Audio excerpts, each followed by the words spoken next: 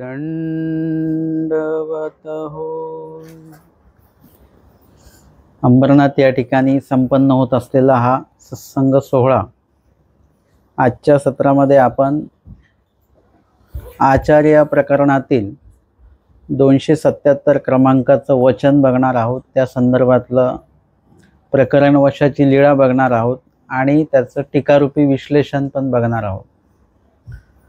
स्वामींची जी काही वचनांचे स्वामींचे जे काही विषय आहेत ते विविध विषय आहेत. जे त्यागाचा एक विषय आहे, भिक्षेचा विषय आहे, त्यामध्ये अन्यवार्ता, धर्मवार्ता, आटन, नित्यविधी, निमित्तविधी अशा सगळ्या जे काही विधी अविधीच्या संदर्भामध्ये एक विषय घेऊन स्वामींनी ते वचनांचं निरूपण केलेलं आहे.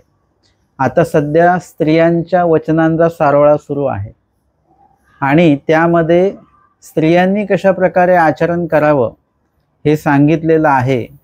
त्या निमित्ताने आपण हा सारोळा घेत असताना स्वामींच्या आधीच्या 2 वचनांचा सुद्धा आपण मागोवा घेऊया.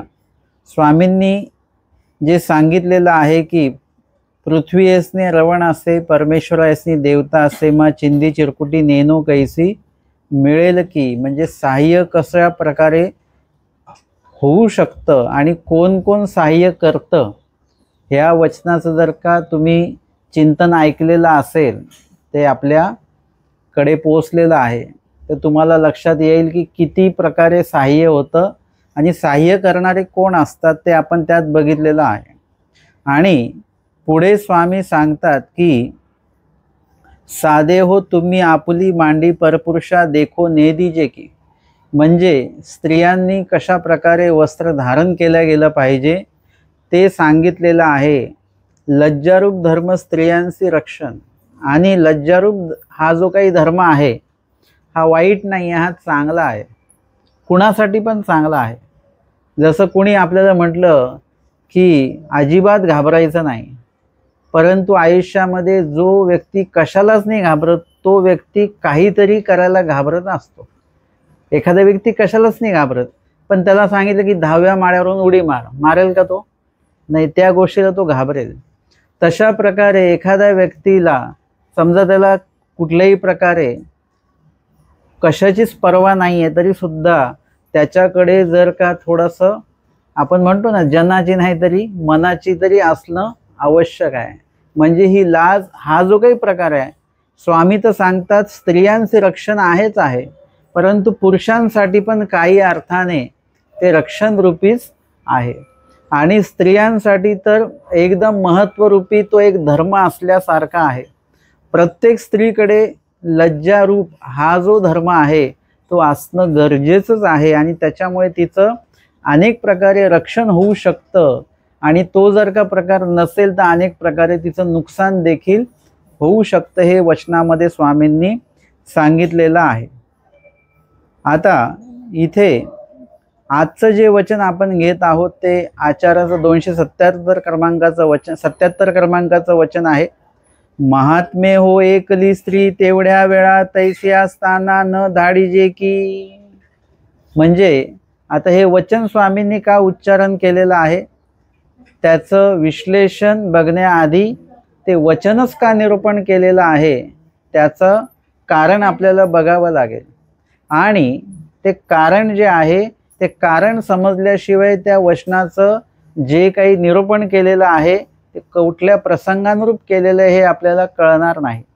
आणि म्हणून सांगतात की लज्जारूप धर्म स्त्रियांचे रक्षण सांगितलं आणि महात्मे हो एकली स्त्री तेवढ्या वेळा तैस्या स्थाना न धाडीजे की, म्हणजे एखादी स्त्री आहे ती एखाद्या ठिकाणी जर का तिला पाठवायचं असेल तर ते कशा प्रकारे पाठवलं गेलं पाहिजे, कुठल्या वेळेला पाठवलं पाहिजे, कुठल्या वेळेला नाही पाठवलं पाहिजे, हा एक व्यवहाराचा भाग स्वामींनी सांगितलेला आहे. याच्यामध्ये विधीचा तर भाग येतो नंतर. जेव्हा तुम्ही एखादा ईश्वरदायक विधी करण्यासाठी स्त्रिया जेव्हा पुढाकार घेतात त्यावेळेला त्यांना काही स्वामींनी सांगितलेले आध्यात्मिक बाबतीतले नियम लागू होतात. परंतु स्वामींनी हे जे वचन सांगितलेलं आहे ते व्यवहारामध्ये सुद्धा किती महत्त्वाचं आहे. जसं मागची 2 वचनं जे आपण बघितली, आपली मांडी परपुरुषा देखून ने दीजिए की किंवा लज्जारूप धर्म स्त्रियांचे रक्षण, याचा फक्त महानुभाव धर्माशी किंवा कुठल्या अन्य धर्माशी संबंध आहे अशातला भाग नाही. व्यवहारामध्ये सुद्धा ही वचनं तेवढीच आवश्यक आहेत.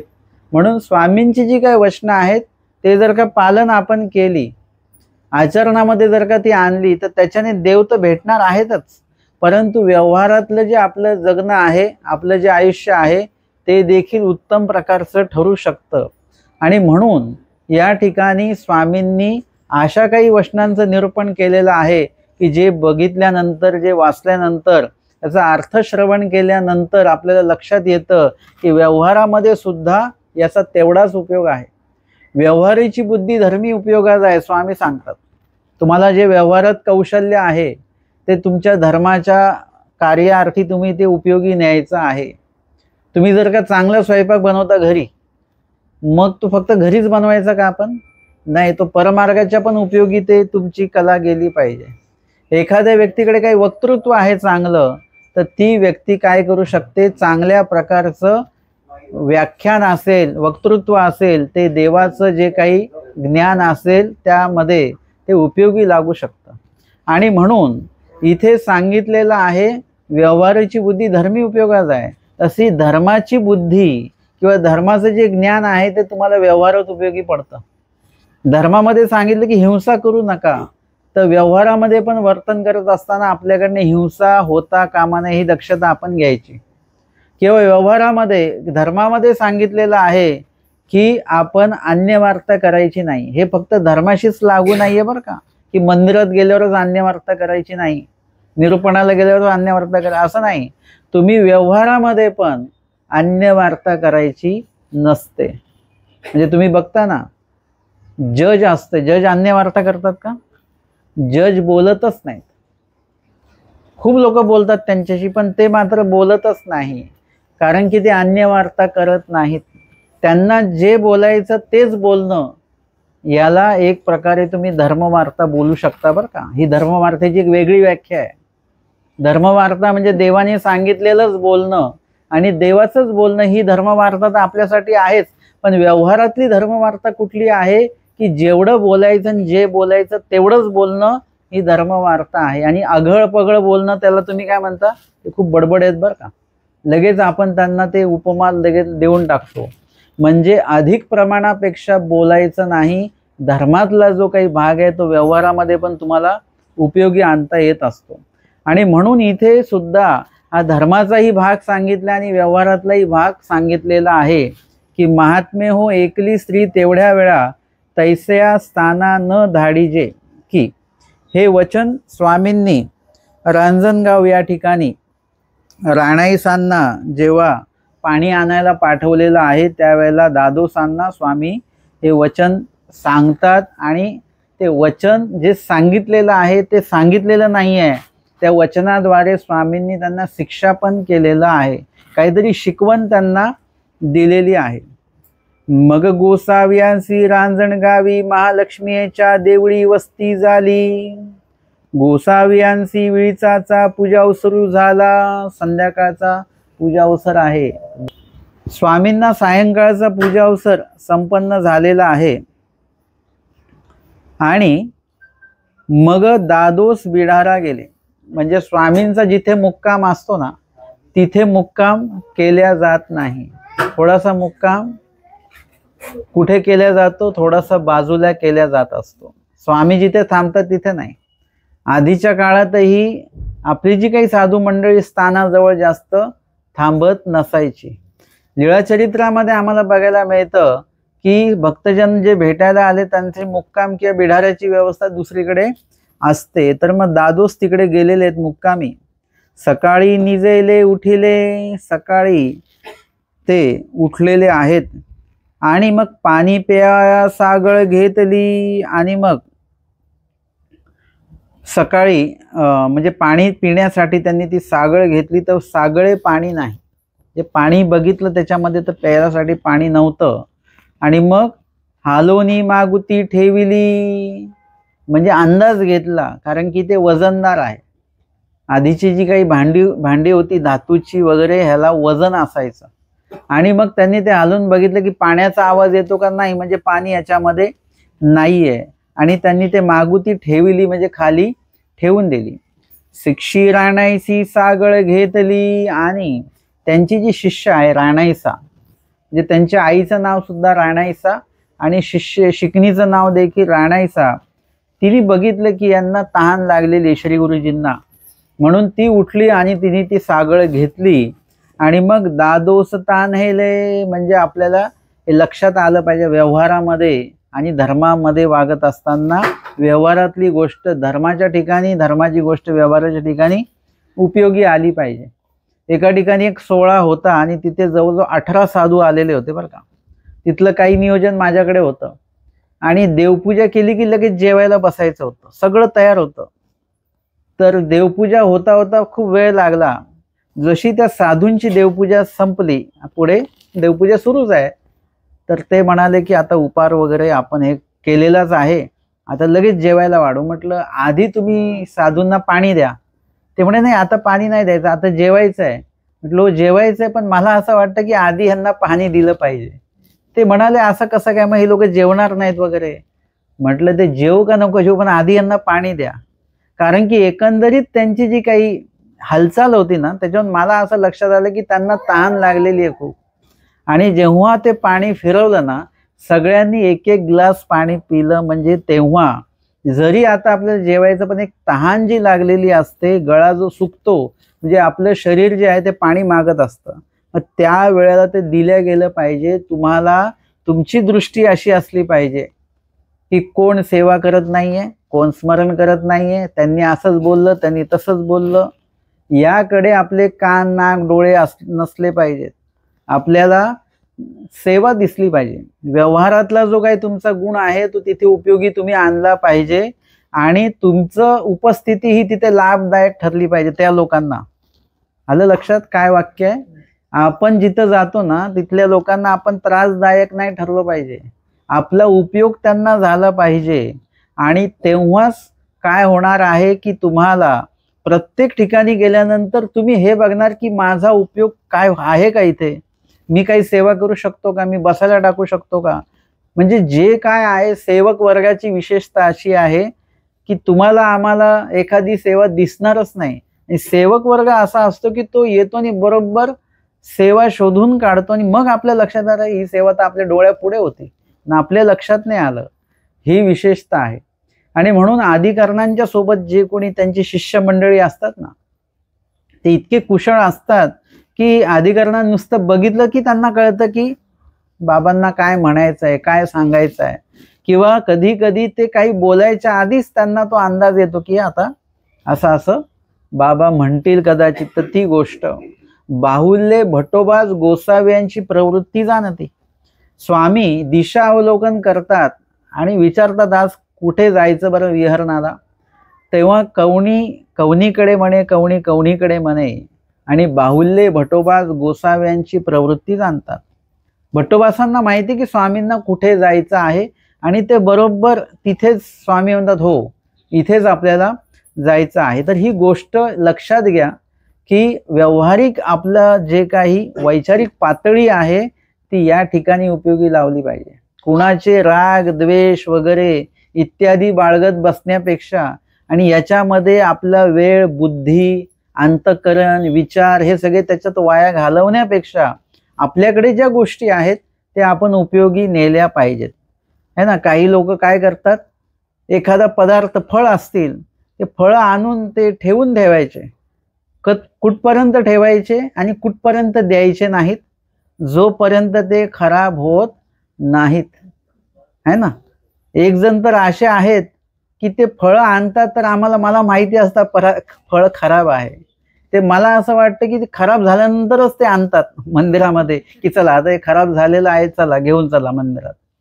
आपण जे काही अर्पण करतो हे कसं असलं पाहिजे, चांगलंच अर्पण केलं गेलं पाहिजे. ते खराब झाल्यानंतर अर्पण करता कामा नये. तसं आपल्याकडच्या सगळ्या गोष्टी ह्या उपयोगी गेल्या पाहिजेत. त्या अनुपयोगी गेल्या नाही पाहिजे, ते फेकण्यामध्ये गेल्या नाही पाहिजेत. अशाच पद्धतीने आपल्यामध्ये जेवढे काही कलागुण असतील, जेवढे काही कौशल्य असेल, कुशलता असेल, हे सगळं परमार्गी उपयोगी गेलं पाहिजे. एरवी संसाराच्या उपयोगी चाललंच आहे, जगाच्या उपयोगी चाललंच आहे, पण आपल्याकडे जे आहे ते देवाच्या उपयोगी जात नाही. आणि म्हणून त्या अर्थाने आपल्याकडे ती कार्यकुशलता असली पाहिजे. आणि म्हणून जेव्हा त्यांनी ती सागळ आहे पाण्याचं जे भांड, त्याच्यामध्ये पाणी साठवून ठेवलं जातं, ते त्यांनी जेव्हा बघितलं पाणी नाही आणि तसंच ठेवून दिलं, त्यांच्या शिकणीला त्यांनी काहीच सांगितलं नाही.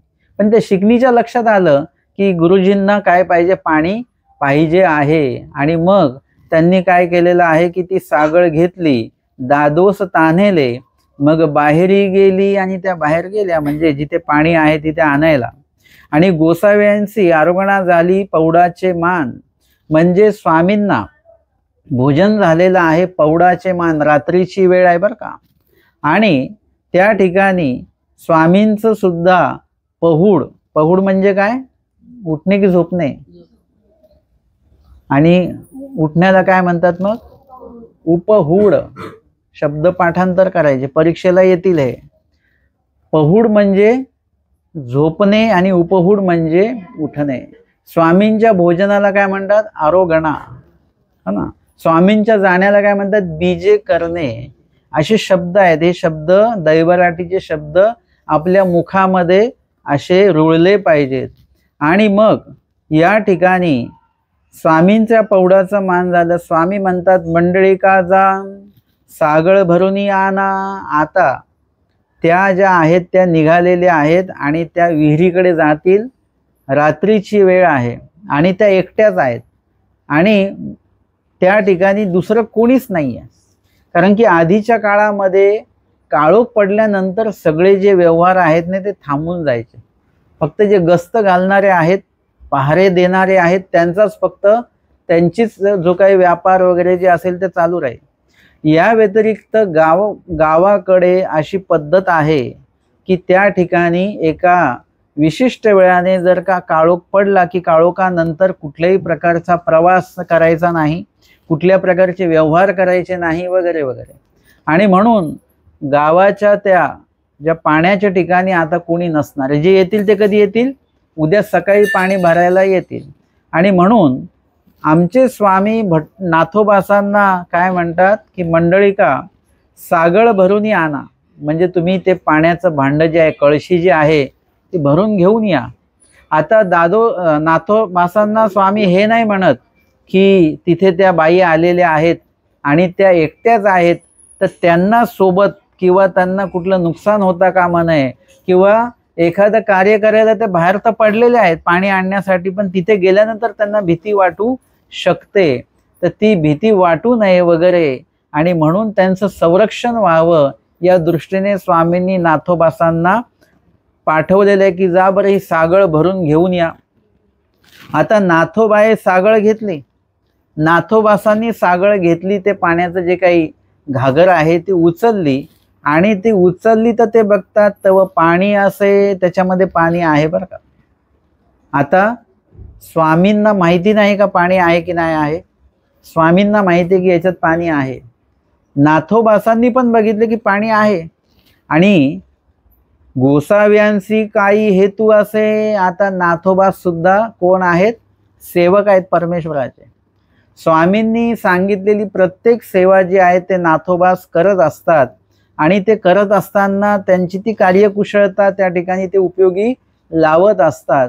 आणि म्हणून इथे नाथोबासांचंही कौशल्य आपल्याला दिसतं की त्यांनाही कळालं की पाणी आहे आणि स्वामी म्हणतात पाणी घेऊन या. आता त्यांना हे माहिती आहे. आपण जर का असतो तर आपण काय म्हटलं असतो की देवा पाणी आहे, आपण असं म्हटलो असतो का? आपण म्हटलं असतं देवा मी आता सकाळी जाईन, आता मला कंटाळा आलेला आहे ना. आपल्याला देवाचं कुठलंही कार्य करताना आपण आधी वेळ बघतो. सत्संगाला येणार का, आम्हाला वेळ नाही है ना, आपण बोलतो.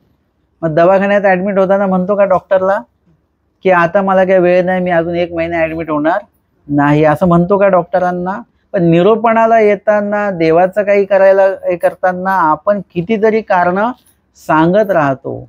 परंतु या ठिकाणी आपण सुद्धा सांगितलं असतं की देवा मग सकाळी घेऊन येऊ वगैरे, किंवा पाणी तर आहे, मग पाणी आणण्याची काहीच आवश्यकता नाही. परंतु ते नाथोबास आहेत, स्वामींच्या सन्निधानी राहतात तर उगच राहत नाहीत. स्वामींचे हेतू धातू काय आहेत, सांगण्याचा हेतू काय आहे, उद्दिष्ट काय आहे, हे सगळं लक्षात घेतात. आणि म्हणून ते म्हणतात की गोसावियांसी काही हेतू असे. पाणी असून सुद्धा देव पाणी आणायला सांगतायत, म्हणजे देवाचा काहीतरी हेतू दिसतो बरं का याच्यामध्ये. आणि मग बाहेरी गेले तवर आणायचे, विहिरीचा रिगावा नेणती. आता ती विहीर कशी आहे, पायऱ्यांची आहे. बघितली कधी पायऱ्यांची विहीर? कुठली कनाशीची नाही बरं का. कनाशीच्या विहिरीत तिकडे जाणं सहज आहे, सोपं काम आहे. अशी विहीर की ज्याला आतमध्ये अशा गोल पायऱ्या आहेत, खाली उतरून जायचं, ते खालपर्यंत त्या पायऱ्या आहेत, तिथे पाणी भरून परत ते तसं यायचं, अशी त्या पायऱ्या असाव्यात. आणि ते त्या विहिरीचा रिगावा नेणती, नेमक्या कुठून पायऱ्या चालू होतात. आता त्या काळामध्ये त्या ठिकाणी विजेची व्यवस्था नाही, उजेड नाही आहे. दिवा एखादा असेल तर दिव्याच्या प्रकाशात किती काय दिसणार आहे. आणि म्हणून आतमध्ये उतरायचा जो रस्ता आहे त्यांना माहिती नाही. आणि मग हे कोण, आणि तिने काळोखात कोणाला तरी येताना बघितलं आणि ती म्हणतात कोण बरं, असं तिने उच्चारलं, कोण आहात आपण. नाथो मी राणायसे. आणि मग त्या ठिकाणी नाथोबास म्हणतात हे कोण, म्हणजे कोण आहेत बरं इथे. कारण की नाथोबासांच्या डोक्यामध्ये सुरू आहे की स्वामींनी पाणी आणायला पाठवलं म्हणजे काहीतरी स्वामींचा हेतू आहे. आणि त्या दृष्टीने त्या विचारांमध्ये ते तिथे पोहोचलेले आहेत. आणि तिथे गेल्यानंतर कोणतरी उभं दिसलं, नाथोबास म्हणतात हे कोण, कोण आहे बरं इथे. नाथो मी राणायसे. त्यांनी नाथोबासांचा आवाज ऐकलेला आहे, म्हणजे ऐकला, आणि नुसताच ऐकला नाही तर तो ओळखला देखील. आपल्याला आवाज ओळखता आले पाहिजेत, है ना, शब्द ओळखता आले पाहिजेत, शब्दांचा बोलण्याचा भाव ओळखता आला पाहिजे, हे सगळं लक्षात आलं पाहिजे. नाथोबासांचा आवाज ओळखला आणि ते म्हणतात नाथो मी राणायसे. एवढ्या वेळा काही, ते म्हणतात अगं एवढ्या रात्रीचं तुम्ही इथे काय करतात. दादोस तानेले ते पाणी नाही सागळ भरावया आलीये. ते म्हणतात दादोस जे आहेत गुरुजी, त्यांना तहान लागली आणि तिथे पाणी नव्हतं गुंफेमध्ये, आणि म्हणून मी हे पाणी घेण्यासाठी म्हणून आलेली आहे. नाथोबाई म्हटले ऐसे गामुचे गोसावी. नाथोबासांना लगेच समजलं बरं का, स्वामींनी आपल्याला पाणी आणायला नाही पाठवलं, इथे यांच्या संरक्षणार्थ आपल्याला पाठवलेलं आहे. म्हणजे स्वामींची किती दूरदृष्टी आहे. आणि स्वामींची दूरदृष्टी कशी आहे ओळखण्यासाठी ते जे सेवक वर्ग आहे तेही त्याच दूरदृष्टीचे असावे लागतात, तेव्हाच ते सगळं मिळून जुळून येतं बरं का. नाही तर स्वामी सांगतात सेवा एक आणि आपण काहीतरी वेगळंच करतो आहोत, आहे ना. सध्या तसंच चालू आहे. आमचे भट्टोबास असतील ना, महादाईसा असतील, हे यथा प्रवृत्ती तथा व्यापार, तिथे सांगितलेलं आहे की परमेश्वर प्रवृत्ती एका प्रकारची जाणवतात आणि माया व्यापार दुसऱ्याच प्रकारचा करत असेल, असं आहे का. ना ते म्हणतात यथा प्रवृत्ती तथा व्यापार. जशी प्रवृत्ती आहे तसाच व्यापार, आणि तोच व्यापार माया करत असते किंवा देवता करत असतात किंवा परमेश्वराचे भक्त करत असतात, परमेश्वराचे आचरणवंत जे ज्ञानी आहेत ते करत असतात. परंतु जे सोक्तीचे जे आचार करणारे जे लोक आहेत ते काय करतात, परमेश्वराची प्रवृत्ती एक वेगळी आहे, परमेश्वराचं सांगणं एक वेगळं आहे, आणि त्यामध्ये त्या ठिकाणी आपलं जे कर्तृत्व आहे, आपलं जे करण आहे ते वेगळंच काहीतरी चालू आहे. तर असं असता कामा नये. जे देव सांगतात तेच आपण ऐकलं पाहिजे, आणि जसं सांगतात करायला त्याच पद्धतीने आपण ती क्रिया जी आहे ती केली पाहिजे, आणि ती आपल्याकडनं झाली पाहिजे. तर का वेगळं झालं तर काय होईल. जर का त्यांनी सांगितलं मी गोड खात नाही आणि तुम्ही गोडच दिलं ते, तर काय होईल. जसं सांगितलं तसं केलं नाही, त्याचा परिणाम काय होईल, तो पदार्थ ताटातनं बाहेर ठेवला जाईल. तसं देवानी सांगितलं एक आणि आपण केलं वेगळंच काहीतरी, तर काय होणार आहे की परमेश्वर त्या क्रियेचा स्वीकार करणार नाही. तुमच्या क्रियेचा स्वीकार व्हावा म्हणूनच देवाने काही विधी सांगितलेत, काही वचनं सांगितलेले आहेत, आणि त्या प्रकारेच त्याचं चिंतन करून ते विधी आपण केले पाहिजेत. आणि म्हणून इथे नाथोबाज जे आहेत ते म्हणतात ऐसे गा आमचे गोसावी, आपले ऐश्वर्य लोपिती, म्हणजे आपलं ऐश्वर्य लोपतात. स्वामींनी सांगितलं नाही की अमक्या अमक्या बाई आलेल्या आहेत, रात्रीच्या एकट्याच त्या विहिरीकडे गेलेल्या आहेत, त्यांचा काही घातपात होऊ शकेल, त्यांच्या संरक्षणार्थ तुम्ही जा. असं सर्वज्ञ स्वामी सगळं जाणून देखील अज्ञानपणे फक्त तेवढंच सांगतात. स्वामी असं दाखवत नाही की आम्हाला सगळं माहिती आहे. है ना. एरवी आपण जर का विचारलं की एखाद्याला जर का काही सांगितलं आपण की हे असं नाही करायचं बरं का, हे असं करा, मग ते आम्हालाही माहिती आहे, आम्ही पण खूप वर्षाचे उपदेश आहेत बरं का. लगेच आपल्याला सहन होत नाही, आपलं लगेच इगो दुखावला जातो की आपल्या उपदेशाला एवढी एवढी वर्ष झालेली आहेत, परंतु आपल्याला किती माहिती आहे पेक्षा किती माहिती नाही आहे याचा अभ्यास करा. आपण अभ्यास कसला करतोय, मला किती माहिती आहे, मला किती माहिती नाही आहे ना, याचा अभ्यास जर का केला तर लक्षात येतं की आपल्याला खूप काही माहितीच नाही आहे. आता आपण रस्त्याने प्रवास करतो, मी एक उदाहरण देत असतो. त्या रस्त्याच्या कडेला जो दगड असतो ना, तो तुम्हाला हे नाही सांगत तुम्ही किती आलात किलोमीटर, तो तुम्हाला सांगतो की तुम्हाला किती किलोमीटर जायचं आहे. ज्ञान तुमच्याकडे असं असलं पाहिजे की मला किती ज्ञान आहे असं ज्ञान नाही पाहिजे, माझ्याकडे किती अज्ञान आहे हे सांगणारं ज्ञान आपल्याकडे असलं पाहिजे. परमेश्वर सर्वज्ञ आहेत तरी देखील आपलं ऐश्वर्य ते लोपतात. योग्य ठिकाणी योग्य वेळीच ते परमेश्वर ते प्रगट करत असतात, एरवी ते आच्छादून ठेवत असतात. आणि ते आपण जाणायचं असतं. परमेश्वराचं ऐश्वर्य हे आपण स्वतः ज्ञानाने ते जाणलं गेलं पाहिजे आपल्याकडनं. अशा प्रकारचं आपली भूमिका असली पाहिजे. आणि नाथोबास म्हणतात ऐसे गा आमुचे गोसावी, म्हणजे स्वामी बघा प्रत्येकाची काळजी करतात. कोण करतात? परमेश्वर करतात. त्या बाईंनी काही देवाला विनंती वगैरे केली होती का? काही विनंती केलेली नव्हती. परंतु दादोस जे आहेत ते स्वामींच्या भेटीअर्थी आलेले आहेत आणि त्या ठिकाणी आता त्यांच्याच इथल्या शिष्य कोणीतरी पाणी आणण्यासाठी चाललेले आहेत. आणि जर का त्यांचं काही बरं वाईट झालं तर परमेश्वरावर त्याची जबाबदारी आहे. एक प्रकारे तुम्ही जेव्हा एखाद्या ठिकाणी चाललेले स्थानवंदन करायला, तर जर का विधीपूर्वक चाललेला असाल तर ती जबाबदारी देवाची आहे. आता तुम्हाला इथून सुखरूप घेऊन जाऊन परत सुखरूप येणं ही परमेश्वराची जबाबदारी आहे. आपण म्हणतो की नाही आम्ही येणार होतो बरं का, पण ते पावसाचं वातावरण दिसलं. काय दिसलं? वातावरण दिसलं. पाऊस दिसला का? नाही. तुम्ही जसे याल तसा पाऊस एखाद्या वेळेस तेवढ्या वेळ बंद राहील. अशा खूप वेळा आम्हाला असा अनुभव आलेला आहे की भरपूर पाऊस आहे, मग आता कसं जायचं तिथे स्नान करायला, की नेमकं त्या टप्प्यामध्ये पाऊस नाही. आम्ही स्नान करायला गेलो बाराखंडी आणि नेमका पाऊस सुरू झाला. मला काही लोकांनी फोन केला, ते म्हणे तुम्ही नेमके पावसातच कसे तिथे हे झालं. म्हटलं आता निघालो, आम्ही नियोजन केलं, पण आम्ही जिथे जिथे गेलो तिथपर्यंत म्हणजे पाऊस नाहीच. आणि शेवट जिथे आमचा झाला की आता सगळे बाराखंडी झाल्या आणि आता आम्ही घराकडे निघालो आणि मग पाऊस सुरू झाला. तोपर्यंत पाऊस आम्हाला कुठेही त्रासदायक ठरला नाही.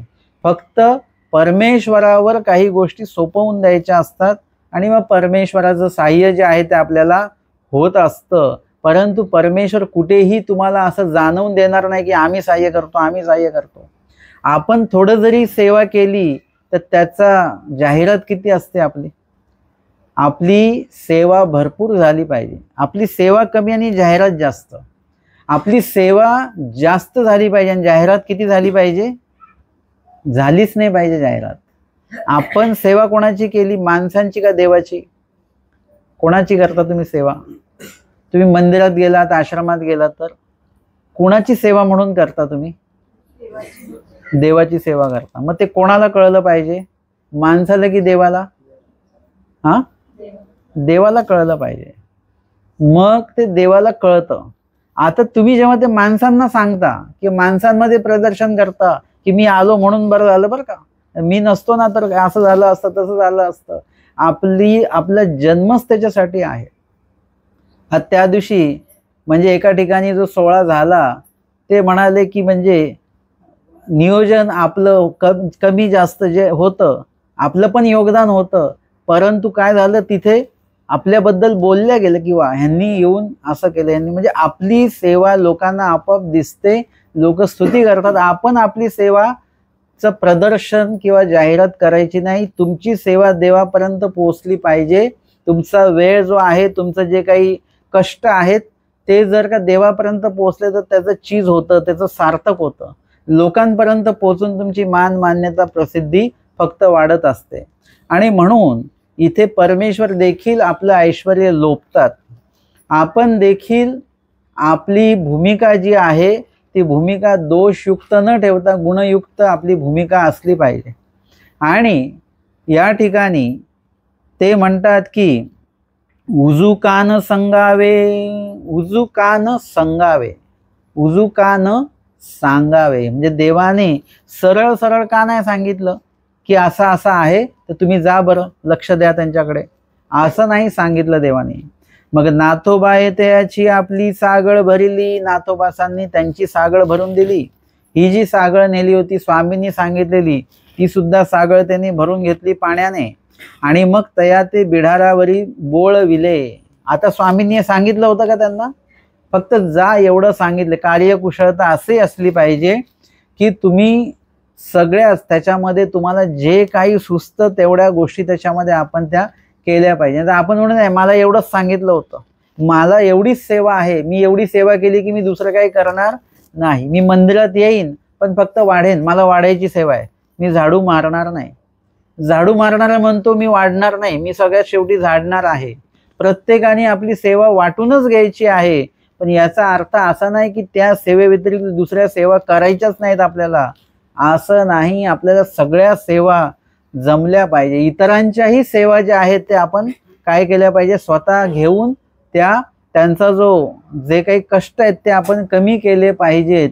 आणि इथे नाथोबासांना फक्त जा म्हणाले होते पण त्यांनी कार्यकुशल, त्यांनी पाणी त्यांना भरून दिलं, त्यांच्या मुक्कामाच्या ठिकाणापर्यंत त्यांना सोडविण्यासाठी गेले आणि मग आले, श्रीचरणा लागले. स्वामी म्हणतात उशीर कांगा लागला मंडळी का. स्वामी अरे एवढा उशीर का लागला तुम्हाला, एवढ्या वेळात तुम्ही आले पाहिजे होते.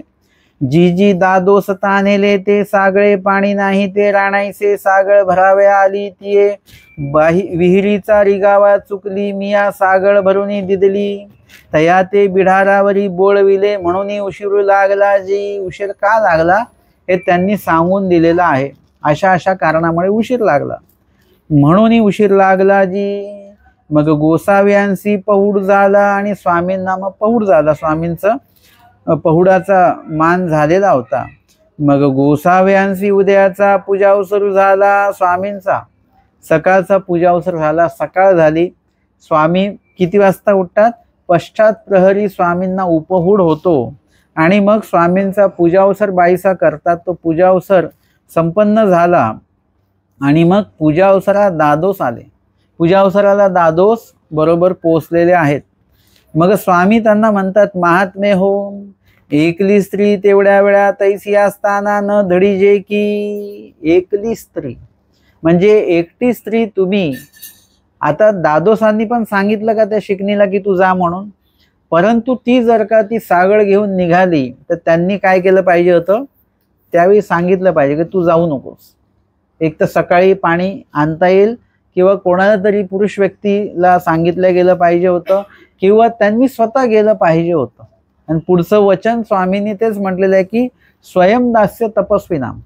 या वचनाचा जो अर्थ तो असा केला जातो की तपस्वी लोक जे आहेत ते स्वतःची सेवा स्वतः करत असतात बरं का. म्हणजे बहुतांशी काही ज्या गोष्टी असतात ते स्वतःचं कार्य ते स्वतः करत असतात. किंवा स्वयंदास्य तपस्वी नाम याचा दुसरा अर्थ असा असतो आहे की तपस्वी व्यक्तींचं दास्य आपण स्वतः केलं पाहिजे. एखादे अधिकरण वगैरे आहेत, दोन्ही गोष्टी आहेत.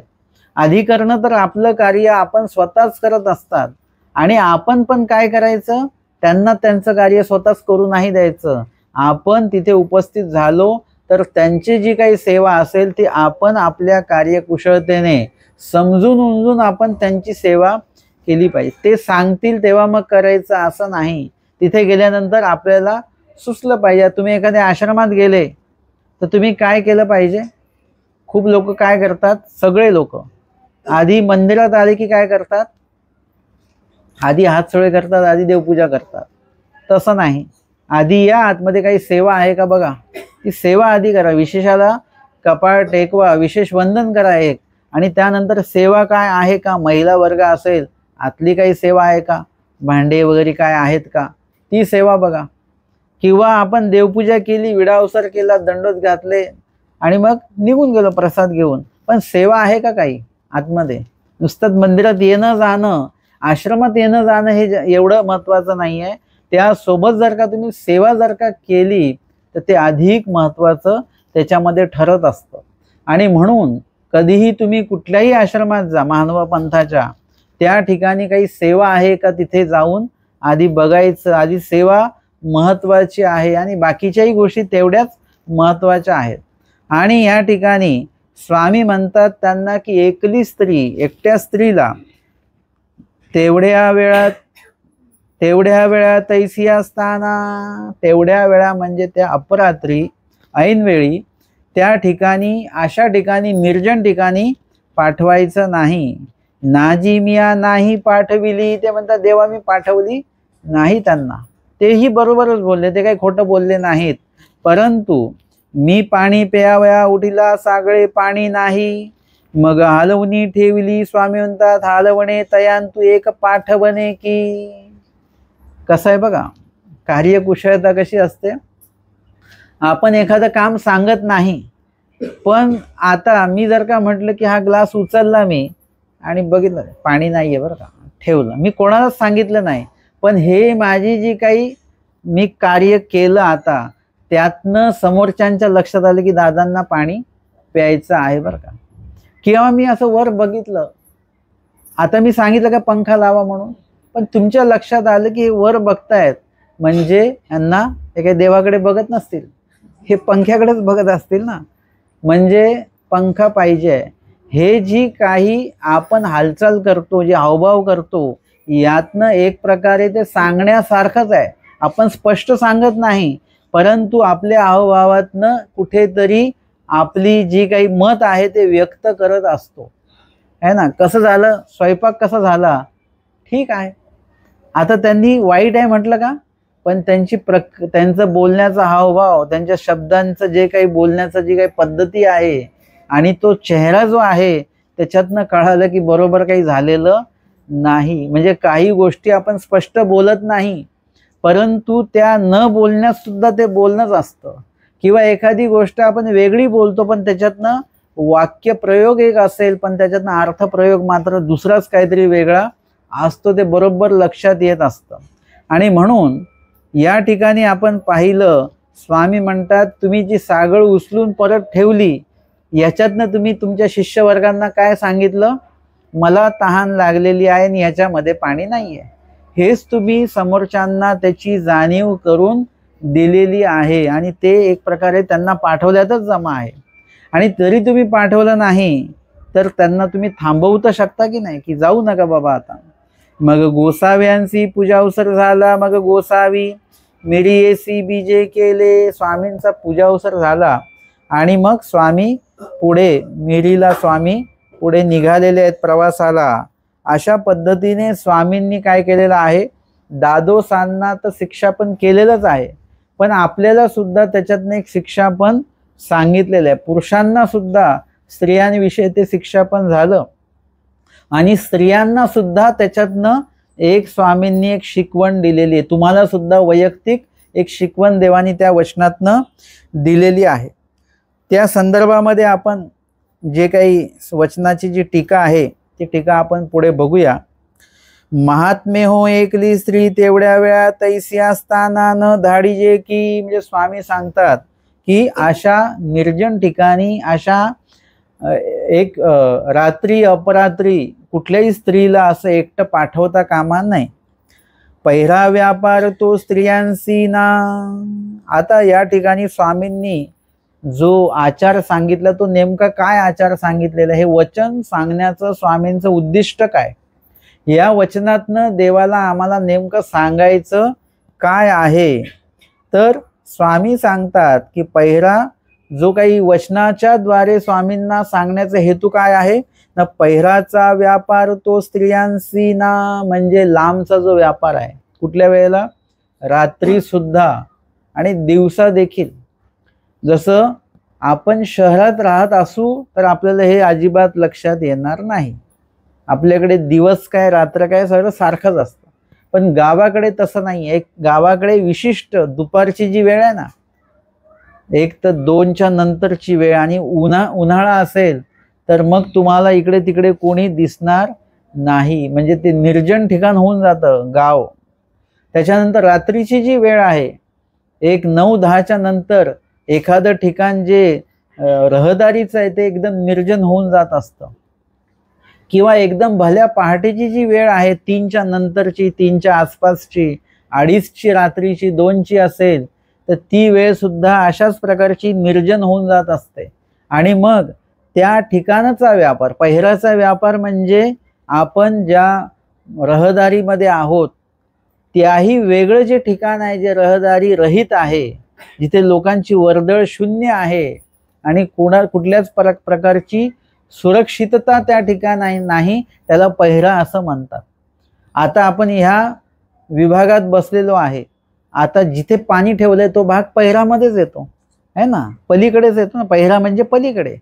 पण त्या पलीकडे कधी जाऊ शकतो आपण, कारण हे आपण घरातल्या घरात आहोत.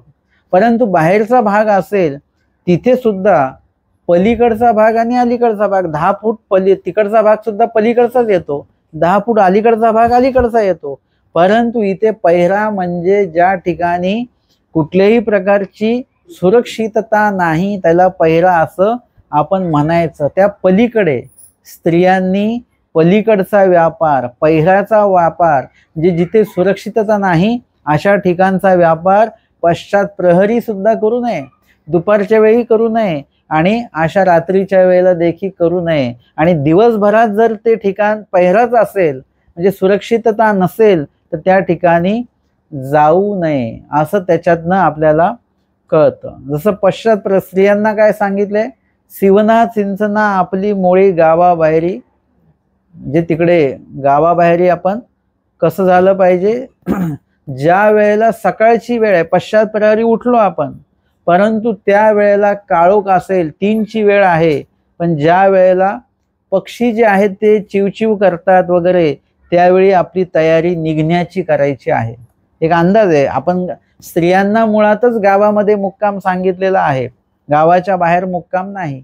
त्याच्यामुळे ती सिवना चिंचना म्हणजे ते चिमण्यांचा आवाज, चिवचिवाट जेव्हा कानावर पडतो त्यावेळेला आपली निघायची तयारी करता करता गावाकडे आहे की सकाळच्या प्रहरामध्ये शेतकरी लोक सुद्धा शेतामध्ये जातात, त्यांच्या सोबतच आपली जी देहाची मोळी ती गावाबाहेरी घालायची आहे, म्हणजे गावाबाहेर जायचं. त्याच्या आधी स्त्रियांनी किंवा पुरुषांनी देखील सकाळची जी वेळ आहे गावाकडे ती सुरक्षित, एखाद्या वेळेस निर्जन असल्यामुळे ती सुरक्षित नसेल किंवा त्यावेळेला काळोख असल्यामुळे पायाखाली विंचू, काटा, साप वगैरे येऊ शकेल, आणि म्हणून त्यावेळेचा प्रवास स्वामींनी नको, सवेळ, अवेळ, सवेळ, दुपार हे तिन्ही चुकवायला सांगितले. त्याचं कारणच ते आहे.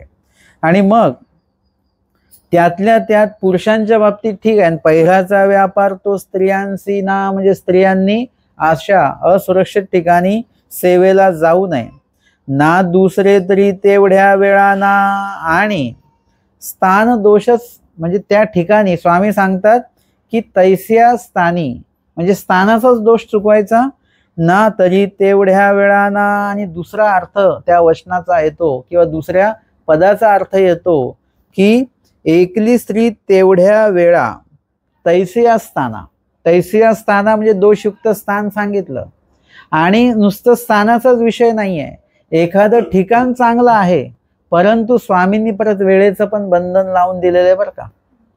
म्हणजे अवेळ, सवेळ, दुपारामध्ये इथे वेळेचं सुद्धा बंधन या वचनामध्ये येतं की ना, दुसरे तरी तेवढ्या वेळा, म्हणजे अपरात्री गेलेले आहेत, काळोख आहे, रात्रीची वेळ आहे आणि त्या ठिकाणी कुठलेच लोक नाही आहेत, म्हणजे ठिकाण सुद्धा ते चुकीचं झालं आणि ती वेळ सुद्धा चुकीची झालेली आहे. एखाद्या वेळेस काय होईल, एखादं ठिकाण उत्तम राहील पण वेळ मात्र चुकीची असू शकते. रहदारीचा भाग आहे, दिवसा बघितला आपण, आणि अपरात्री काय होईल, तो जो काही भाग आहे तो वेळेच्या दृष्टीने चुकीचा आहे. काही ठिकाण, काही जागा ज्या आहेत त्या जागेच्या दृष्टीने चुकीच्या असतील, आणि काही ठिकाणी वेळेच्या दृष्टीने तिथे जाणं जे आहे ते चुकीचं राहणार आहे. दोन्ही गोष्टी पाळायच्या आहेत है ना. एरवी आपण बघा दुपारी 2-2:30 कोणाला शक्य होतं लगेच फोन नाही करत आपण काय बघतो, आता त्यांची आरामाची वेळ असेल, झोपायची वेळ असेल. मंदिरात नेमकी लोकांची येण्याची वेळ तीच आहे बरं का. 2-2:30 घरातली सगळी कामं आटपून 2-2:30 लोक मंदिरात येतात, आणि मग आम्ही आम्ही झोपायच्या वेळेत आलो बरं, काही माफी पण मागून घेतात ते. परंतु काय होतं की हा व्यवहाराचा भाग आहे. कुणाशी संपर्क करताना त्या वेळे काळेचा जो काही भाग आहे तो पण लक्षात घेतला पाहिजे, किंवा त्या ठिकाणाचा जो काही भाग आहे ते कुठल्या ठिकाणी असतील ते पण लक्षात घेतलं पाहिजे. जसं मला कोणी संपर्क करतं, मी जर का फोन नाही उचलला तर ते लोक म्हणतात बरं का की निरूपणात असतील, म्हणजे त्यांच्या लगेच लक्षात येतं की आता ही वेळ असेल. काही लोक माझ्याशी संपर्क करणं टाळतात, ते म्हणतात नाही तुम्ही कधी निरूपणात असतात वगैरे. म्हटलं हे बघा, मी जेव्हा निरूपणात असतो माझा फोन बंद असतो. हे फोन बंद असले की समजायचं मी निरूपणामध्ये आहे. म्हणजे लोक मला संपर्क करताना ते वेळे काळेचं भान ठेवतात. आपण सुद्धा मार्गात जेव्हा जातो तेव्हा तिथल्या मार्गमंडळींचं, त्यांच्या पूर्ण व्यवस्थापनाचं, तिथल्या अधिकाऱ्यांच्या वेळे काळेचं भान ठेवून तिथे आपण गेलो पाहिजे. कधी गेलो आणि आम्हाला जेवायला द्या, आम्हाला चहाची व्यवस्था करा, आमची आरामाची व्यवस्था करा. जरी तुम्ही म्हटले आम्हाला फक्त भेटायचं आहे, तर भेटण्याच्या ह्याच्यामध्ये सुद्धा तुम्ही म्हणाले आम्हाला पाणी नको, आम्हाला चहा नको, आम्हाला जेवाय फक्त बाबांना भेटायचं आहे, तर तीच वेळ सुद्धा तुम्ही काय केली पाहिजे, बरोबर त्याच वेळेमध्ये गेले पाहिजे. भेटीची वेळ कुठली आहे. आता आम्ही मार्गात गेलो की आम्ही तिथे विचारतो मामाजींना भेटता येईल का आता. ते म्हटलं आता भेटता नाही येणार. कधी भेटता येईल ते ती सुद्धा भेटीची वेळ विचारून घ्यायची. आपल्या वेळेनुसार नाही जायचं, त्यांच्या वेळेनुसार आपण तिथे गेलं पाहिजे. आणि अशा दृष्टीने वेळे काळेचं सगळं बंधन पाळलं पाहिजे. बीडच्या लीळेमध्ये जेव्हा ते म्हणतात की स्वामींचं काय सुरू आहे अवसर, ते म्हणतात स्वामींची मर्दना सुरू आहे वगैरे. ते म्हणा स्वामींना जाणवा आम्ही आलेलो आहोत म्हणून. आम्ही आलोत म्हणून सांगा. आता याचा अर्थ काय आहे की स्वामी मर्दना सुरू आहे, मॉलिश वगैरे तेल लावतायत, म्हणजे स्वामींनी यांचा निरोप भेटल्यानंतर उठून आलं पाहिजे, असा त्याच्यातनं तो अर्थ झालेला आहे. आणि मग स्वामी आले ना उठून, मग ते म्हणाले, स्वामी म्हणतात हे तर यायचा अवसर असेल, आता तेल लावलेलं आहे श्रीमूर्तीला. मग ते म्हणतात देवा मी अनवसरी आला जी, म्हणजे मी चुकीच्या वेळेत आलो. गोसाव्यांशी कैसा अवसर असे नसे ऐसे मी आधी जाणावे, आणि मगच मी आलो पाहिजे होतो, मी चुकीच्या वेळेमध्ये आलो. आमच्या वांबोरीला कधी कधी संवत्सरचे मोठे बाबा, जुने बाबा यायचे, आणि मग ते येत असताना त्यांना माहिती आहे की वांबोरीमध्ये किंवा संवत्सरला दुपारी 2:30 ते 4 अशी पोथीची वेळ आहे. तर संवत्सरचे मोठे बाबा जेव्हा पण येणार ते 4:30च्या नंतर यायचे. ते 4 वाजता नाही येणार, ते 4:15ला पण नाही येणार. ते निघायचेच अशा वेळामध्ये की बरोबर आपण 4:30च्या नंतर तिथे पोहोचू, म्हणजे सगळ्यांचं पोथी वगैरेचा दंडवत झालेला असेल, पोथी समारोप झालेला असेल, आणि सगळे शांत निवांत असतील, म्हणजे आपण गेल्याचा त्या लोकांना त्रास नाही झाला पाहिजे. हे कोण विचार करतायत? मोठे बाबा. मामाजींचे पण जे गुरुजी आहेत ते हा विचार करतात मार्गाबद्दल. तर आपण तर कितीतरी मोठा विचार प्रत्येकाच्या वेळा काळाच्या बाबतीमध्ये केला पाहिजे. आणि म्हणून स्वामींनी जागेचा दोष आणि वेळेचा दोष दोन्हीही आमच्या लक्षात आणून दिलेले आहेत. मग तैसी असताना ते ततोपिना, मग हे तर सांगितलेलं आहे की योग्य जागा जरी असेल तरी तिथे जाऊ नये. परंतु आता हे विहीर म्हणजे कशी जागा आहे, तिथे नेहमीच येणं जाणं आहे. आधीच्या काळामध्ये काही लोकांच्या घरोघरी काही पाणी येत नव्हतं, पाण्यासाठी तिथेच जावं लागायचं. आणि मग ती जागा जी नेहमीच्या येण्या जाण्याची काही दोषजनक जागा नाही आहे ती. परंतु इथे सांगतात की दोषजनक नसलेली जी जागा आहे तिथे सुद्धा अवेळी जायचं नाही. मग यातनं पुढे काय सांगतात की ह्या अशाच प्रकारचे स्थान किंवा वेळ टाळायची का? मग तैसिया स्थानाते ततोपी ना, म्हणजे मग जर का असुर, अतिअसुर आणि महाअसुर स्थान असतील तर, जे खरोखरच असुरक्षित ठिकाणं आहेत तिथे तर अजिबातच जायचं नाही. जे सुरक्षित ठिकाणी आहेत तिथे तर अपवेळी जाऊच नाही ऐनवेळी, परंतु जे ठिकाणं मग असुरक्षितच आहेत त्या ठिकाणी जाऊ नये हे काही वेगळं सांगायची गरज आहे का? न ततोपी ना, तिथे तर अजिबातच जायचं नाही. कोणी जायचं नाही? स्त्रियांनी तर जायचंच नाही, पण पुरुष व्यक्ती पण जायला घाबरतात की नाही?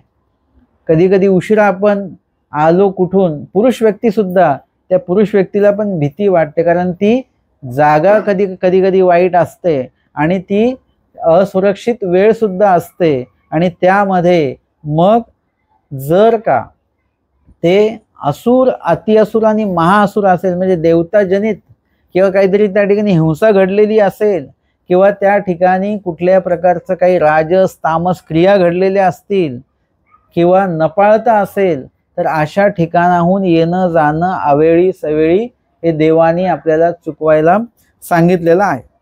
स्त्रीत्वाचा दोषवरी भय, तर मग स्त्रियांसाठीच हे वचन का आलं? इथे स्वामींनी सांगताना असं काही जीव आणि म्हणजे पुरुष आणि स्त्री असा काही भेदच देवाने ठेवलेला नाहीये. मग इथे वचन सांगताना एकली स्त्री असं का म्हटलं, एकला पुरुष असं का नाही म्हटलं? तर स्त्रीच्या बाबतीमध्ये असं आहे की स्त्रीत्वाचा दोष म्हणजे स्त्री देह असणे हा एक थोडासा अनधिकार आहे, हे लक्षात घ्या बरं का. आपण जरी म्हणत असलो की नाही स्त्री पुरुष समान अधिकार आहे, स्वामींनी स्त्री पुरुष असा भेद केलेला नाही आहे, तरी सुद्धा तुमच्या अधिकाराच्या अनुरूप काय आहे की काही ना काही त्याच्यामध्ये जे कमी जास्त पण आहेच की नाही.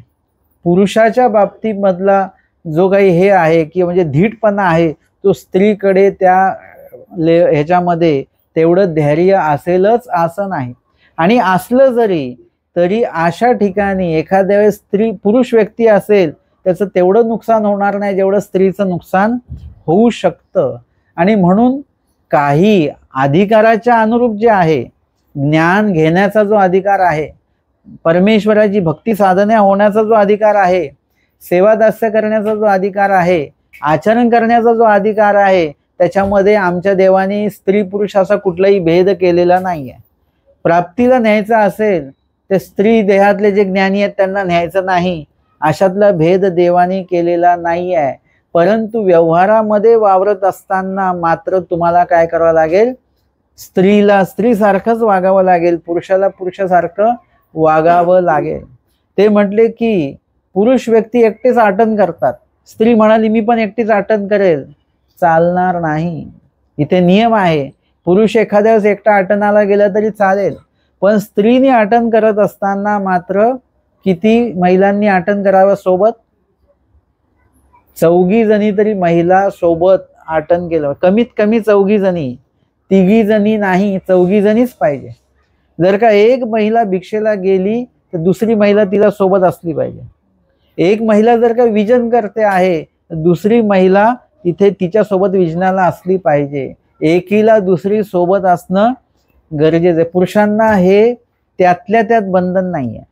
कमीत कमी पुरुषही 2 असले तर हरकत नाही, परंतु स्वामी कुठे कुठे सांगतात की एकला विजया, म्हणजे कधी कधी तुम्ही निर्वाणचर्येसाठी चाललेत म्हणजे तुम्ही एकटेही जाऊ शकता. पण स्त्रीत्वाच्या बाबतीमध्ये काही नियम सांगितलेले आहेत. पुरुषाला सांगितलेलं आहे की तुम्ही गावाबाहेर खांड देऊळ किंवा गावाचा कडीसरा म्हणजे गावाला खेटून बाहेरून गावाच्या वेशीच्या किंवा गावाच्या वेशीच्या आतमधनं तुम्ही काय करू शकता, मुक्काम करू शकता, गावात मुक्काम नाही. परंतु स्त्रीच्या बाबतीत तसं नाही. स्त्रीला सांगितलेलं आहे साधा संताची ओसरीये बिडार कीजे, चांगले लोक घरदार बघून त्यांच्या पडवीला तुम्ही मुक्काम करायचा आहे. तुम्ही गावात इकडे तिकडे मंदिरामध्ये निर्जन ठिकाणी मुक्काम करायचा नाही, म्हणजे त्यातल्या त्यात भेद तो आलेला आहे. आणि म्हणून स्त्रीत्वाचा दोष वरी भय, आणि स्त्रीला एक भय जास्त असतं. आणि म्हणून या दोन्ही गोष्टी असल्यामुळे हा नियम स्त्रीला किंवा हे वचन स्त्रीसाठी स्वामींनी उच्चारलेलं आहे. अंतकरण विधानके म्हणजे काय होऊ शकतं, भय किती वाटतं ना, त्या भयामुळे कदाचित काय होईल, अंतकरण त्यांचं अस्वस्थ होऊ शकतं किंवा कुठल्याही प्रकारे जे काही भावनिकता असते ती स्त्रीमध्ये अधिक प्रकारची असते आणि त्याच्यामुळे काय होतं की कुठल्याही प्रसंगाला काय होतात ते एकदम त्याच्यामध्ये गुंतून जातात. म्हणजे दुःखाचा प्रसंग असला तरी त्या ठिकाणी पुरुष वर्ग जो आहे तो कमी रडेल, पण स्त्री मात्र खूप दुःख करते. किंवा आनंदाचा जो काही भाग असेल त्याच्यामध्ये स्त्री सुद्धा काय होत असते की त्याच्यामध्ये तिला जास्त आनंद वाटत असतो की बाबा पाहुणे आले, हे आले, ते आले, अमकं कार्य आहे. पुरुषापेक्षा सुद्धा एक आनंदाचा जो काही प्रवाह असतो तो कुठेतरी स्त्रीमध्ये जास्त प्रमाणामध्ये असतो. म्हणजे कुठल्याही जी काही घटना घडते त्याच्याशी एकदम त्या काय होतात, एकरूप होऊन जातात आणि त्याच्यामध्ये ते भावनिक होऊन जातात आणि त्या सगळ्या गोष्टीचा संबंध अंतःकरणाशी आहे. आणि म्हणून काय होत असतं की त्या ठिकाणी त्यांना अस्वस्थताही तेवढीच वाटते, दुःखीही तेवढेच होतात, काळजी देखील त्यांना तेवढीच वाटत असते. किडी मुंगी आणि अजून का जाऊ नये बरं, अशा वेळी अवेळी का जाऊ नये ना, किडी मुंगी त्या ठिकाणी जे काही किडा मुंगी वगैरे असेल एक तर त्यांची हिंसा होईल म्हणून सुद्धा जाऊ नये. किंवा एखादा साप वगैरे असेल तर त्या ठिकाणी ते आपल्या पायाखाली येऊन काही आपल्याला घातपात होईल म्हणून सुद्धा ते टाळण्यासाठी जाऊ नये. आम्ही संवत्सरला वगैरे असताना रात्रीची गस्त सेवा असायची, 2 लोक हातामध्ये काठी घेऊन पूर्ण आश्रम फिरायचा, तो एक विशिष्ट वेळ असेल. तर कधी कधी असं व्हायचं की उन्हाळा जर का असेल तर हमखास साप वगैरे असे बाहेर येऊन, म्हणजे आतमध्ये त्यांना त्यांच्या त्या बिळामध्ये त्यांना गरम होतं, बाहेर यायचं आणि ते आता त्यांना माहीत नसतं आपण कुठे लोकांच्या रस्त्यात येऊन थांबलोय की काय वगैरे, आणि अशा वेळेला हमखास आम्हाला ते साप वगैरे दिसायचे. मग अशा वेळेला आपलं जर का पाय त्यांच्यावर पडला तर काय होईल, आपलं घातपात त्याच्यामध्ये होऊ शकतो. ह्या सगळ्या गोष्टी टाळण्यासाठी वेळा काळाचं बंधन जे आहे ते सगळं पाळायचं असतं बरं का. आपण म्हणतो काय आपल्या देवाला सगळं चालतं, आपल्या देवाला सगळं चालतं. कधी म्हणतो माहिती आहे आपण, जेव्हा आपण चुकत असतो तेव्हा बोलत असतो, दुसरा चुकत असतो तेव्हा आपल्याला तेच हे वाक्य म्हणत नाही आपण कधी. आपण चुकलो आणि आपली कोणी चूक दाखवली आपण नाही आपल्या देवाला सगळं चालतं. आपल्या देवाला सगळं चालत नाही आणि आपल्याला पण सगळं चालत नाही. आपल्याकडे सुद्धा रकाने आहेत, तत्वज्ञान आहे, त्याची वचनं आहेत, त्याचे नियम आहेत, त्याचे विधी आहेत, वेळेकाळेचं बंधन आहे, सगळ्या गोष्टींचं बंधनं आपल्याला सुद्धा आहेत.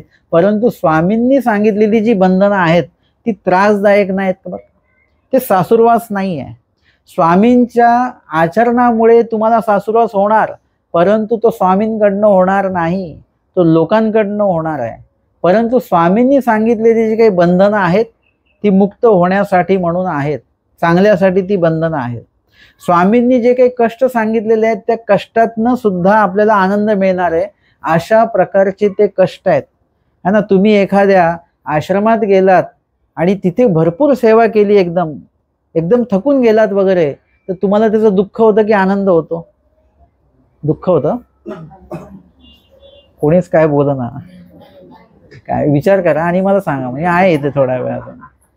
तुम्ही एखाद्या आश्रमात गेलात आणि तुम्ही भरपूर सेवा केली आणि तुम्ही थकलात, याचा तुम्हाला आनंद होतो की दुःख होतं? नक्की हा, शरीर तर थकणारच आहे. आपल्याला कष्ट जेव्हा होतात शरीर थकतं वगैरे सगळं होतं, परंतु ते सेवा केल्याचा मनस्वी आनंद असतो बरं का, खूप आनंद असतो. आणि तुमच्याकडे जर का 2 शब्द ज्ञानाचे असतील ना तर तुम्हाला महिला वर्गांना हमखास होईल की काय आम्ही सकाळी उठल्यापासून रात्री झोपेपर्यंत नुसतंच घरकाम घरकाम घरकाम. आज बरं वाटलं, आज मार्गाची सेवा घडली, साधूंची सेवा घडली, परमार्गाच्या ठिकाणी उपयोगी लागली आपली सेवा, याचा विशेष आनंद तुम्हाला होऊ शकतो बरं का, होईल जर का तुमच्याकडे ज्ञान असेल. आणि ज्ञान नसेल तर ते म्हणतील की घरी काम असतात, मार्गात आलं तरी इथे पण तेच काम. आम्ही म्हटलं मार्गात थोडा आराम वगैरे होईल, पंगत वगैरे खायला मिळेल, तर इथे सुद्धा कामच काम. हे कोण म्हणेल? जो अज्ञान व्यक्ती आहे ना तो नक्कीच असंच म्हणतो बरं का. परंतु ज्ञानी व्यक्ती तसं नाही है ना. आपण बघत असतो कार्यक्रमाला खूप लोक येतात, ते कार्यक्रम ऐकतात, ते जेवण करतात आणि आल्या पावली निघून जातात. ते असं म्हणत नाहीत की काही सेवा आहे का, की मी काहीतरी सेवा करून जाऊ का, की सेवेसाठी थांबू का. आपण घरी जाण्याची घाई असते, कोण असतं का तिथे हार वगैरे घेऊन आपल्या स्वागतासाठी? घरी कोण असतं का? कोणी नसतं.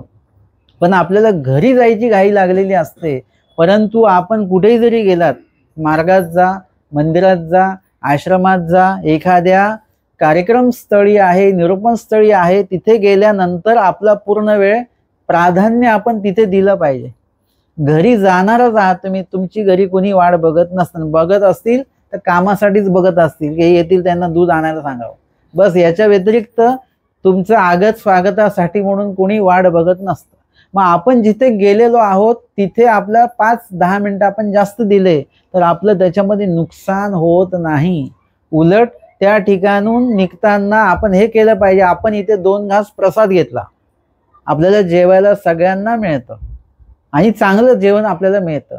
मग आपण मंदिरात जेवणासाठी आलेलो आहोत का? नाही, जेवण सगळीकडे मिळतं. आज आपण जे 2 घास काय खाल्लं? जेवण नाही खाल्लं, आपण प्रसाद ग्रहण केला. तर आपल्याला या बदल्यामध्ये काहीतरी सेवा आपल्याकडनं घडलीच पाहिजे. आपण बिना सेवेचं जायचं नाही, असं आपण मनस्वी ठरवायचं. आपल्याकडे एक बाई येत असतात बरं का, त्या आल्यानंतर पहिल्याच पंक्तीला ते बसून घेतात आणि जेवण झालं की ते आतमध्ये येऊन सांगतात काय भांडे असतील ते बाहेर पाठवून द्या. आणि ते जाय पण जेवढं जमेल तेवढे भांडे ते घासतात. आपल्या मंदिरात माहिती आहे तुम्हाला कोण? माहिती आहे का? नाही माहिती. माझं लक्ष असतं सगळ्यांकडे. ते पहिल्या पंक्तीला बसतात परंतु नंतर जायपर्यंत सगळी भांडी घासतात.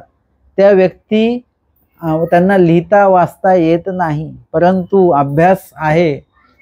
जी लीळा आम्ही बोलू ती लीळा ते लगेच सांगतात. त्या लीळेचं नाव गाव त्यांना माहीत नसतं, पण लीळा मात्र त्यांना माहिती असते. म्हणजे ही विशेषता असली पाहिजे. आणि गरीब कुटुंब आहे बरं का ते, म्हणजे सेवेच्या माध्यमातून त्यांना त्यांची ओळख आहे. म्हणजे त्या ठिकाणी ते किती द्रव्य दान देतात ही ओळख नाही आहे त्यांची, ते किती सेवादान देतात ही त्यांची ओळख आहे. आणि म्हणून जिथे पण आपण गेलो तर त्या ठिकाणी आपली सेवा, आपलं देह प्रपंचाच्या उपयोगी चाललंच आहे की नाही, द्या, ते काही हरकत नाही. परंतु तेव्हाच त्याच वेळेला ती ऊर्जा आपल्या देवाच्या ठिकाणी सुद्धा उपयोगी लावता आली पाहिजे. आजच्या वचनातनं आम्हाला देवानी हे शिक्षापन जे आहे ते केलेलं आहे. स्त्रीला सुद्धा, तुम्हाला सुद्धा काही आचरण करत असताना आपण बहुतांशी वेळा अवेळ सवेळ दुपार या गोष्टी चुकवायच्या. शहरामध्ये याचं एवढं काही हे नाही, इथे या ठिकाणी रहदारी असते, परंतु या व्यतिरिक्त आपण एखादं स्नान करायला गेलो किंवा काय तर त्यावेळेला ह्या काही खबरदाऱ्या आहेत ते आपण पाळायच्या. अर्थातच आपल्याला अशा प्रकारे कुठल्याही घातपात परमेश्वर होऊ देत नाही, परमेश्वर सहाय्य करतात.